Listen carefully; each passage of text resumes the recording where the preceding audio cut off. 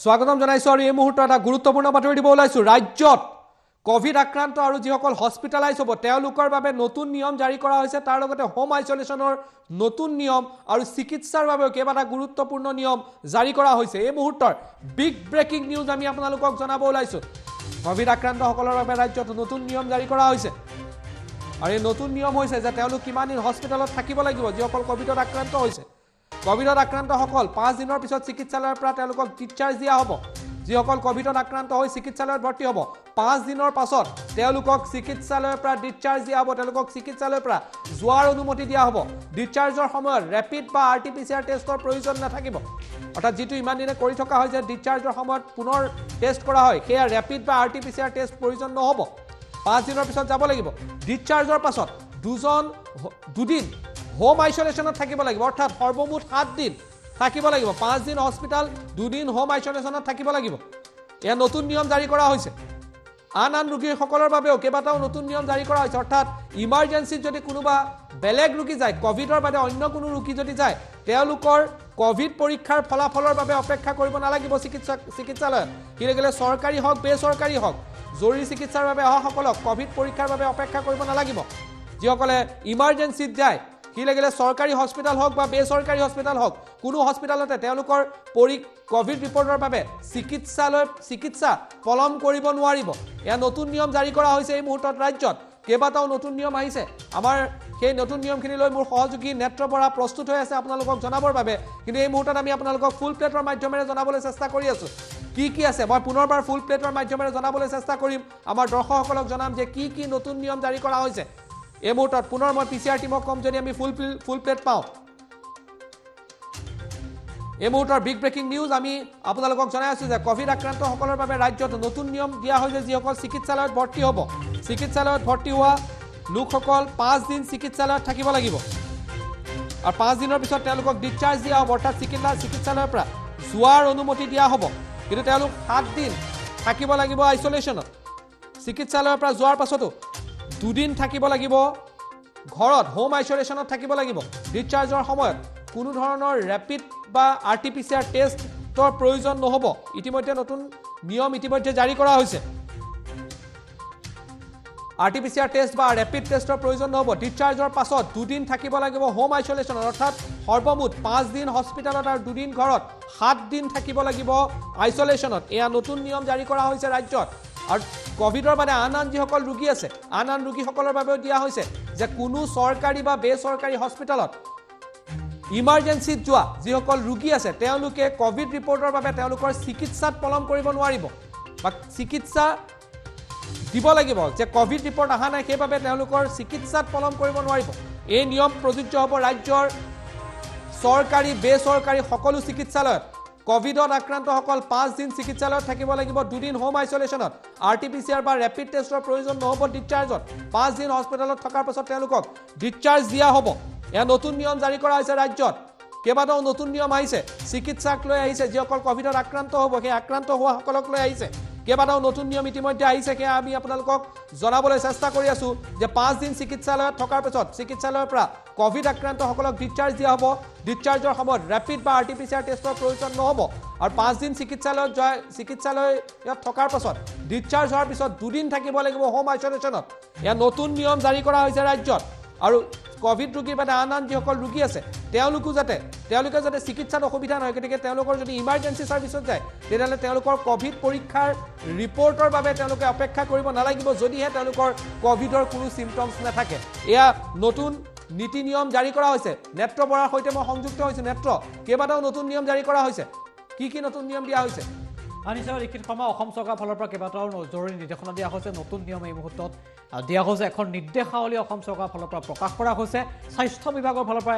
এখন নতুন এছঅপি প্ৰকাশ কৰা হৈছে য'ত কোৱা হৈছে যে কোভিড চিকিৎসা কেনেধৰণৰ হ'ব আৰু চিকিৎসকসকলে কেনেধৰণৰ ব্যৱস্থা গ্ৰহণ কৰিব লাগিব সবিশেষ আমি এই মুহূৰ্তত দেখুৱাবলৈ চেষ্টা কৰিম যে অসম চৰকাৰৰ ফালৰ পৰা যিখন নতুন গাইডলাইন দিয়া হৈছে সেই গাইডলাইনখনত কি আছে আমি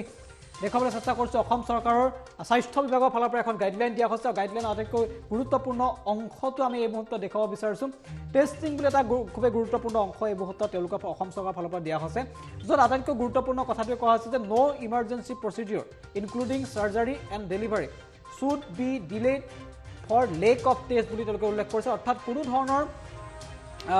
টেষ্টৰ কাৰণে অপেক্ষা কৰিব নোৱাৰিব ইমাৰ্জেঞ্চি যদি কিবা চিকিৎসা কৰিবলগীয়া হয় চাৰ্জাৰী হওক বা ডেলিভাৰী হওক এনেধৰণৰ যদি ইমাৰ্জেঞ্চি থাকে তেতিয়াহ'লে কোনো কাৰণতে টেষ্টৰ কাৰণে যাতে ডিলে নহয় বা লেট নহয় সেই কথাটো তেওঁলোকে উল্লেখ কৰিছে আৰু তাৰপিছত কোৱা হৈছে এনি পেচেণ্ট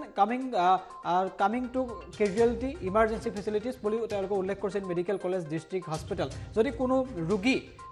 কোনো ৰোগী জৰুৰী অৱস্থাত বা সংকটজনক অৱস্থাত মেডিকেল কলেজত ভৰ্তি কৰোৱা হয় বা জিলা হস্পিটেলসমূহত তেওঁলোকক ভৰ্তি কৰোৱা হয় যে তেওঁলোকক need not be made waiting for COVID test result অৰ্থাৎ কোভিড টেষ্টৰ ৰিজাল্টৰ বাবে কোভিড টেষ্টৰ ফলাফলৰ বাবে অপেক্ষা নকৰি তেওঁলোকক জৰুৰী সেৱা আগবঢ়াবলৈ নিৰ্দেশ প্ৰদান কৰা হৈছে এয়া অসম চৰকাৰ স্বাস্থ্য বিভাগৰ ফালৰ পৰা এই জৰুৰী নিৰ্দেশনা দিয়া হৈছে আৰু যদি সাৰ্জিকেল পেচেণ্ট হওক বা নন সাৰ্জিকেল পেচেণ্ট হওক তেওঁলোকক কোভিড টেষ্ট কৰিবলৈ পৰামৰ্শ দিয়া হোৱা নাই যদি তেওঁলোকৰ সিম্পটমছ দেখা পোৱা নাযায় এই জাননীখন এই নটিছখন এই মুহূৰ্তত জাৰি কৰা হৈছে অসম চৰকাৰৰ ফালৰ পৰা ইয়াত আন কেইবাটাও জৰুৰী নিৰ্দেশনা দিয়া হৈছে সেইকেইটা আমি পঢ়িবলৈ চেষ্টা কৰিছোঁ যে যিসকল কোভিড ৰোগীক চিকিৎসালয় আছে তেওঁলোকৰ ক্ষেত্ৰত কেইবাটাও জৰুৰী নিৰ্দেশনা দিয়া হৈছে য'ত কোৱা হৈছে যে Covid positive patient admit in COVID care centers and COVID hospitals shall be discharged after 5 days অৰ্থাৎ যিসকল কোভিড পজিটিভ ৰোগী কোভিড কেয়াৰ চেণ্টাৰত তেওঁলোক চিকিৎসাধীন হৈ আছে বা কোভিড হস্পিটেল আছে shall be discharged after 5 days 5 দিনৰ পাছত তেওঁলোকক ডিসচাৰ্জ দিবলৈ কোৱা হৈছে তেওঁলোকক যাবলৈ দিবলৈ কোৱা হৈছে ডিসচাৰ্জ after 5 days of hospitalization provided the patient is asymptomatic for at least 3 consecutive days বুলি কৈছে অৰ্থাৎ 3 দিন যদি তেওঁলোকৰ কোনো ধৰণৰ মানে সিম্পটমছ নাথাকে তেতিয়াহ'লে তেওঁলোকক 5 দিনৰ পাছত যাবলৈ দিয়া কথা উল্লেখ কৰা হৈছে no red RTPCR test is required at the time of discharge অৰ্থাৎ ডিসচাৰ্জৰ সময়ত ঘৰলৈ যাবলৈ দিয়া সময়ত কোনো ধৰণৰ আৰটিপিচিআৰ বা ৰেড পৰীক্ষাৰ প্ৰয়োজন নহ'ব বুলি ৰেপিড এণ্টিজেন টেষ্ট প্ৰয়োজন নহ'ব বুলি ইয়াত উল্লেখ কৰা হৈছে হাউএভাৰ in cash of symptomatic patient যদি সিম্পটমেটিক পেচেণ্ট হয় বা যাৰ লক্ষণ থাকে তেওঁলোকৰ ক্ষেত্ৰত এটা বেলেগ নিৰ্দেশনা দিয়া হৈছে decision for discharge shall be taken by the treating doctor based on the clinical condition of the patient অৰ্থাৎ যিজন চিকিৎসকে চিকিৎসা কৰি থাকিব সেই চিকিৎসকজনে সিদ্ধান্ত ল'ব যদি তেওঁৰ সিম্পটমছ থাকে সেই ৰোগীগৰাকী যে তেওঁক আচলতে কোভিড টেষ্টৰ প্ৰয়োজন হ'ব নে নহয় সেই সময়ত সেই চিকিৎসকজনে নিজে সিদ্ধান্ত সেই কথা উল্লেখ কৰা হৈছে তাৰপিছত কোৱা হৈছে after discharge from the hospital the patient will have to undergo 2 more days অৰ্থাৎ যিজন ৰোগীক তেওঁ হস্পিটেলত যাবলৈ দিয়া হ'ব আৰু দুটা দিন তেওঁক 2 days of strict home isolation with self health monitoring অৰ্থাৎ তেওঁক 2 দিনৰ বাবে হোম আইসোলেশন থাকিব লাগিব আৰু নিজে তেওঁ নিজৰ স্বাস্থ্য মনিটৰিং কৰিব লাগিব স্বাস্থ্যৰ ওপৰত পৰীক্ষা তেওঁ কৰি থাকিব লাগিব বা স্বাস্থ্যৰ ওপৰত নজৰ ৰাখিব লাগিব সেই কথা উল্লেখ কৰা হৈছে ইনষ্টেড অফ 7 ডে অৰ্থাৎ সৰ্বমুঠ 7 দিনৰ এটা প্ৰক্ৰিয়া হ'ব 5 দিন হস্পিটেলত তাৰপিছত 2 দিন হোম আইসোলেশনত থাকিব লাগিব বুলি ইয়াত কোৱা হৈছে আৰু case of appearance of any COVID related symptoms the patient shall call 104 service or attend the nearest health facility অৰ্থাৎ যদি সেই পেচেণ্টজনক ৰোগীজনক যদি ঘৰলৈ যাবলৈ দিয়া হয় তাৰপিছত তেওঁ যদি সিম্পটমছ দেখা পোৱা যায় বা তেওঁ যদি অনুভৱ কৰে যে তেওঁ শৰীৰত বা দুৰ্বল হৈছে বা তেওঁ আকৌ জ্বৰত আক্ৰান্ত হৈছে তেতিয়াহ'লে তেওঁ 104ত তেওঁলোকে কল কৰিব পাৰে বা নহ'লে কাষত থকা নিয়াৰেষ্ট হেল্থ ফেচিলিটি অৰ্থাৎ কাষত থকা স্বাস্থ্য কেন্দ্ৰ বা চিকিৎসালয়ত তেওঁলোকে ভৰ্তি হ'ব পাৰে তাৰপিছত কোৱা হৈছে after total period of 7 days 5 days institutional isolation 2 days home isolation the patient shall be considered as cured অৰ্থাৎ এজন ৰোগী 7 দিন সম্পূৰ্ণ কৰাৰ পাছত অৰ্থাৎ 5 দিন হস্পিটেলত থকাৰ পাছত ইনষ্টিটিউচনেল আইসোলেশন বুলি কৈছে 2 দিন তেওঁ হোম আইসোলেশন থকাৰ পাছত সেই পেচেণ্টজনক সম্পূৰ্ণৰূপে সুস্থ বুলি ধৰা হয় asymptomatic patient in home isolation shall be considered as discharged on the 7th day অৰ্থাৎ যদি কোনো ৰোগীৰ লক্ষণ নাথাকে তেওঁ কোভিডত আক্ৰান্ত হৈছে ৰিজাল্টত কোভিড পজিটিভ ওলাইছে তেতিয়াহ'লে তেওঁ যদি ঘৰত হোম আইসোলেশন আছে তেতিয়াহ'লে তেওঁ 7 দিনৰ পাছত তেওঁক ডিসচাৰ্জ দিয়া হ'ব 7 দিনৰ পাছত তেওঁক সুস্থ হ'ল বুলি ধৰা হ'ব এইখন জাননী ইতিমধ্যে প্ৰেৰণ কৰা হৈছে আমি উল্লেখ কৰিছোঁ যে principal secretary to the government of Assam health and family welfare ফালৰ পৰা দিয়া হৈছে অৰ্থাৎ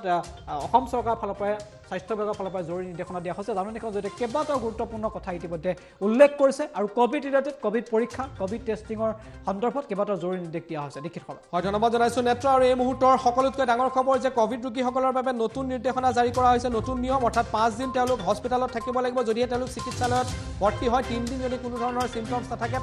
পঞ্চম দিনাখন তেওঁলোকক হস্পিটেলৰ পৰা ডিসচাৰ্জ দিয়া হ'ব ডিসচাৰ্জৰ সময়ত ৰেপিড এণ্টিজেন টেষ্ট বা আৰটিপিচিআৰ টেষ্টৰ প্ৰয়োজন নহ'ব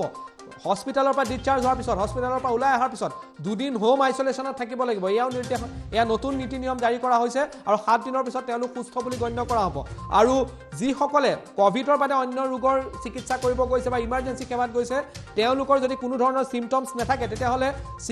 চিকিৎসকে নিৰ্ণয় কৰিব পাৰিব যে তেওঁক কোভিড টেষ্ট লাগিব নে নালাগে আৰু কোভিড যদি টেষ্ট কৰে টেষ্টৰ ৰিপৰ্টৰ বাবে চিকিৎসা যাতে পলম হৈ নাথাকে সেয়াও নতুন নিৰ্দেশনা দিয়া হৈছে যে চিকিৎসা পলম হ'ব নোৱাৰিব ইমাৰ্জেন্সি সাৰ্ভিসত যোৱাসকল যিসকলে চিকিৎসালয়ত যাব বা আন ৰোগীৰ ক্ষেত্ৰত এই নতুন নীতি নিয়ম জাৰি কৰা হৈছে আৰু আজিৰে পৰা এই নতুন নিয়ম ৰাজ্যত বলবৎ হৈছে